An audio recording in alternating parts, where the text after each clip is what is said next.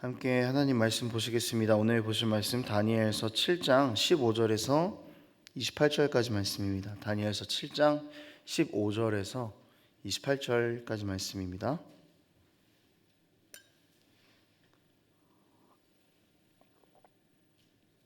자, 한 절씩 교독하겠습니다. 나 다니엘이 중심에 근심하며 내 머릿속에 환상이 나를 번민하게 한지라. 내가 그 곁에 모셔 선 자들 중 하나에게 나아가서 이 모든 일의 진상을 물으매 그가 내게 말하여 그 일의 해석을 알려주며 이르되, 그 내 큰 짐승은 세상에 일어날 내 왕이라. 지극히 높으신 이의 성도들이 나라를 얻으리니 그 누림이 영원하고 영원하고 영원하리라. 이에 내가 넷째 짐승에 관하여 확실히 알고자 하였으니 곧 그것은 모든 짐승과 달라서 심히 무섭더라. 그 이는 쇠요 그 발톱은 노시니 먹고 부서뜨리고 나머지는 발로 밟았으며 열 뿔이 있고 그 외에 또 다른 뿔이 나오매 새 뿔이 그 앞에서 빠졌으며 그 뿔에는 눈도 있고 큰 말을 하는 입도 있고 그 모양이 그의 동류보다 커 보이더라. 내가 본즉 이 뿔이 성도들과 더불어 싸워 그들에게 이겼더니 옛적부터 항상 계신 이가 와서 지극히 높으신 이의 성도들을 위하여 원한을 풀어주셨고 때가 이름에 성도들이 나라를 얻었더라.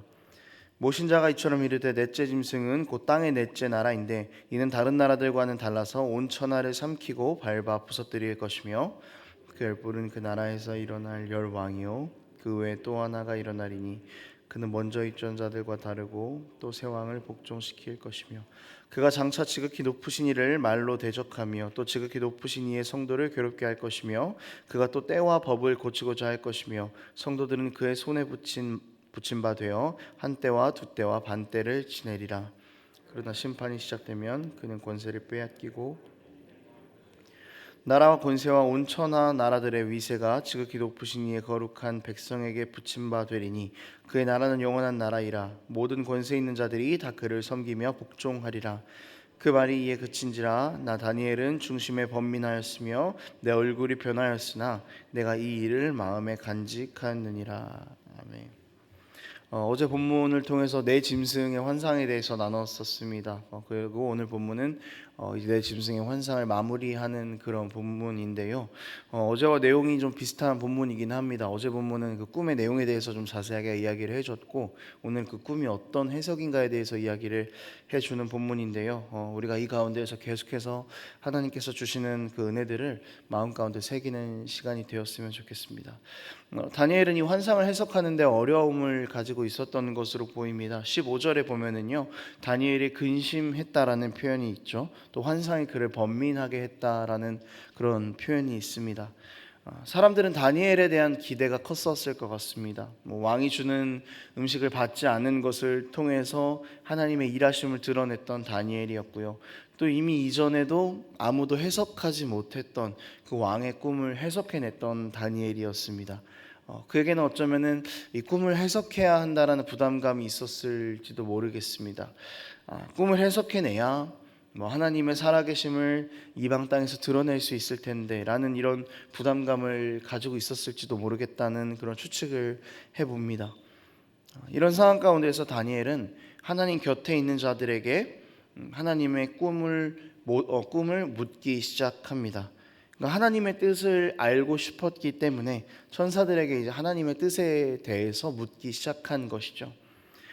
근심이 있는 가운데에서 그 번민하고 있는 가운데에서 그는 주저없이 자신의 고민을 가지고 하나님께로 간 것입니다. 하나님께서 보여주신 일이라는 것을 그는 알고 있었고 또 하나님께 물을 때에 하나님께서 일하실 것이라는 그런 확신을 가지고 있었기 때문입니다.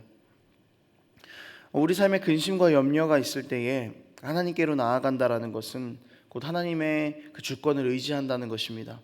내가 이런 환경 가운데 있지만 결국에는 하나님께서 나를 푸른 초장과 또 쉴만한 물가로 인도하실 것이라는 그 사실을 믿고 하나님께 의지하는 것이죠. 다니엘은 자신의 꿈의 해석을 하나님께 맡겨드렸습니다. 하나님만 하실 수 있다는 것을 알았기 때문이죠. 자신의 문제를 가지고 그대로 하나님 앞으로 나아간 것입니다. 그리고 하나님 앞에 그대로 나아갔을 때 다니엘은 자신이 기대했던 것보다 더 큰 하나님의 은혜를 느끼게 되는 것입니다. 다니엘은 왕의 꿈을 해석하기 위해서 하나님께로 갔습니다. 꿈의 해석을 듣는 가운데에서 그 더 큰 위로를 받게 되는데요. 27절 말씀인데 제가 읽어보겠습니다. 나라와 권세와 온 천하 나라들의 위세가 지극히 높으신 이의 거룩한 백성에게 붙임바 되리니 그의 나라는 영원한 나라이라 모든 권세 있는 자들이 다 그를 섬기며 복종하리라. 다니엘은 자신의 근심과 걱정을 해결하기 위해서 하나님께 물었습니다. 하나님께로 나아가서 자신을 누르고 있던 그 부담감들로부터 자유함을 얻고 싶어 했을 것이고요. 그래서 하나님 앞으로 갔고 그는 꿈의 해석을 듣게 되었습니다. 이 꿈을 해석해냄으로써 자신에게 있던 부담감은 덜어냈을 것입니다. 그런데 이 해석 안에는 다니엘이 기대했던 것보다 더 큰 위로가 담겨 있었는데요. 이 위로의 내용이 바로 27절이었습니다. 하나님께서 결국 모든 세상의 통치자가 되신다는 사실입니다. 첫째 짐승은 바벨론이었습니다. 둘째 짐승은 바사였죠. 그리고 셋째 짐승은 헬라 제국이었습니다. 마지막으로 넷째 짐승은 로마 제국이었죠. 그리고 천사는 넷째 짐승을 또 가장 강한 짐승으로 묘사하고 있습니다. 실제로 이 초대교회의 핍박도 로마 제국 아래에서 가장 극심하게 이루어졌고, 넷째 짐승의 그 로마 제국이 역사상 유례 없는 가장 강한 제국이었기 때문에 가장 강한 짐승으로 묘사되는 것은 당연한 일이겠죠. 다니엘이 잡혀와 있는 이 바벨론은 첫 번째 짐승입니다. 이스라엘의 입장에서 본다면요, 여러분, 첫 번째 짐승도 굉장히 강한 짐승이죠. 그 바벨론 아래에서 아무것도 하지 못하고 포로로 끌려와 있는데 바벨론과는 비교도 되지 않는 더 강한 네 번째 나라가 나타난다라는 것은 어쩌면 이스라엘 백성 입장에서는 굉장히 끔찍한 일일지도 모르겠습니다. 이 첫 번째 짐승도 우리가 이겨내지 못했는데 네 번째 짐승은 우리가 어떻게 이겨낼까 하는 그런 근심, 우리는 이 네 번째 짐승이 있을 때까지 계속 그 아래에 있어야 하는가라는 그런 생각을 할 수 있다는 것이죠. 그러니까 이 꿈의 해석을 볼 때 이 네 번째 짐승까지만 본다면은 이스라엘 백성의 입장에서는 두려움이 몰려올 수 있는 그런 해석이라는 것이죠. 그냥 계속해서 속국으로 살아야 되는 그런 자신들의 처지를 드러내주는 것 같은 그런 느낌입니다. 그런데 27절이 이스라엘 백성이 가질 수 있는, 이 다니엘이 이스라엘 백성으로서 가질 수 있는 그 두려움을 위로로 한 번에 바꾸어 주는 것입니다. 그렇게 강한 네 번째 나라도 하나님 앞에 섬기며 복종하게 된다는 꿈의 뜻을, 그 꿈의 말로를 결국에 알게 되었을 때 다니엘에게 몰려오는 감정은 단순한 근심의 해소가 아니라 안도와 평안함이었을 것입니다. 지금 우리가 쩔쩔매고 있는 이 첫 번째 짐승보다 더 강한 네 번째 짐승이 나타나는데 하나님께서 그 짐승을 이기시고 심판하신다는 내용을 직접 들으니 그에게는 안도감이 밀려오는 것이죠. 우리 하나님이 이렇게 강하신 분이시구나. 우리 하나님이 정말 역사의 주관자가 되시는구나. 우리 하나님이 여전히 이스라엘을 버리지 않으시고 우리를 사랑하시는구나. 포기하지 않으셨구나. 이런 위로를 다니엘이 받게 되는 것입니다. 다니엘이 어려움 가운데에서 하나님께 물었을 때, 하나님의 뜻을 알고자 하나님께로 나아갔을 때 그는 자신이 원했던 해결책 이상의 것을 하나님 앞에서 발견하게 되었습니다. 다니엘이 본 이 환상의 마지막 내용인 27절을 보면은요, 여러분, 그 세상 마지막에 있을 것을 보여주는 것 같은 느낌을 받습니다. 그러니까 모든 민족이 예수 그리스도 앞에 무릎을 꿇는 그 날을 떠올리게 하는 것이죠. 다니엘은 자신의 번민을 해결하고자 하나님 앞으로 나아갔습니다. 그런데 하나님께서 보여주신 것은 영원한 하나님 나라였습니다. 하나님께서 온 세상을 다스리심을 다니엘에게 보여주셨고 그분이 다니엘의 하나님이 된다는 것을 보여주셨죠. 그 가운데서 다니엘은 평안함을 얻은 것입니다. 여러분, 하나님께서는 우리가 늘 하나님 앞으로 나오기를 원하십니다. 기쁠 때도 또 슬플 때도, 나에게 주어진 일이 클 때도 작을 때도 늘 하나님께로 가까이 오기를 원하고 계십니다. 늘 우리에게 들려주고 싶은 이야기가 있으십니다. 우리는 때로 주저함이 있을 수 있겠습니다. 어쩌면은 우리가 주어진 환경들을 해결하기 위해서 하나님이 아닌 주변으로 관심을 쏟을 때도 있을 것입니다. 하지만 우리가 하나님 외에 다른 곳으로 시선을 두고 해결책을 찾으려 한다면 우리는 결코 완전한 만족함과 완전한 해결책을 얻을 수 없게 될 것입니다. 다니엘이 이 꿈의 이야기를 듣고 책을 펴보고 별을 보고 이런저런 지혜자들을 불러서 회의를 한다고 해서 해결할 수 있는 그런 꿈의 내용이 아니었지 않습니까?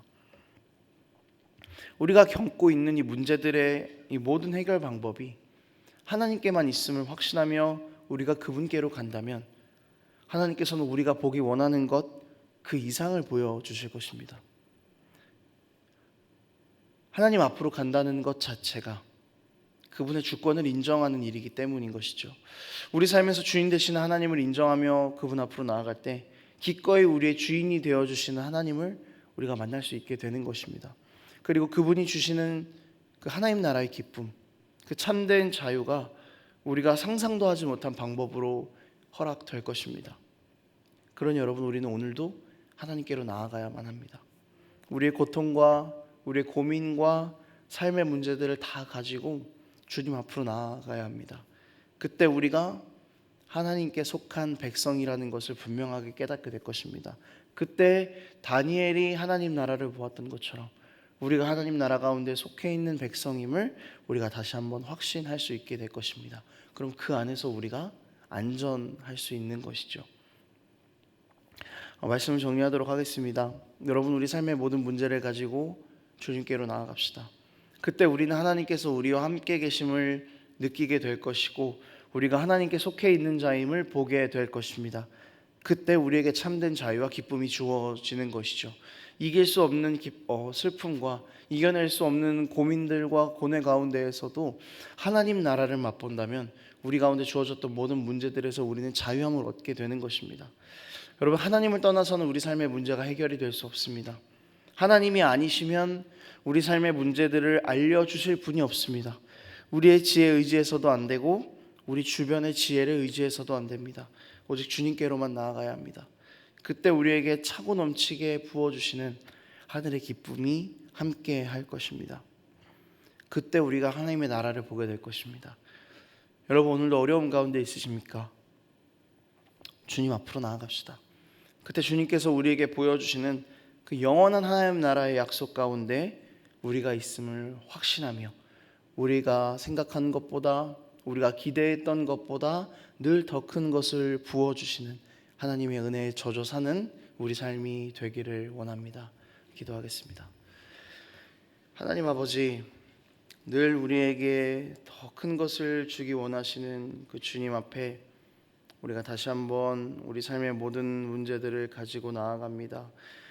때로는 우리가 연약하여서 우리의 지혜로 또 우리 주변의 지혜로 우리 삶에 주어진 것들을 해결하려고 발버둥 칠 때가 있었습니다. 그러나 주님, 이제는 우리가 그것들로부터 떠나서 하나님께로 나아갈 수 있도록 도와주시고 우리가 주님 앞에 기도할 때에 주님 앞에 나아갈 때에 우리도 모르고 우리가 기대했던 것보다 더 큰 것을 주시는 그 하나님 나라의 소속임을 확증할 수 있는 그 은혜를 주님 우리 가운데 부어 주시옵소서. 감사드립니다. 예수님의 이름으로 기도합니다.